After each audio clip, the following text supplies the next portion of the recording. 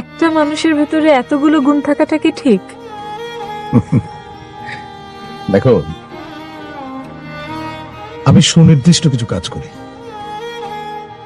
যা করতে আমার ভালো লাগে, অথবা যা করা প্রয়োজন, অথবা আমার নেশা, আমি তাই করি। তার মধ্যে কোনো কোনো কাজকে তুমি গুণ হিসাবে চিহ্নিত করবে। সুতরাং আমি গুণী না খুনি, তার দায় এবং কৃতিত্ব কিন্তু তোমার।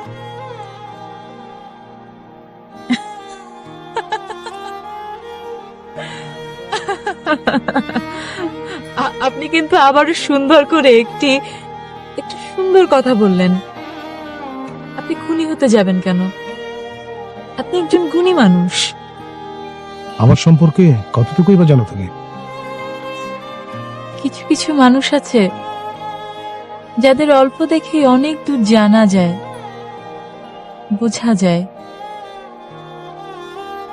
আপনি তেমন একজন মানুষ। কত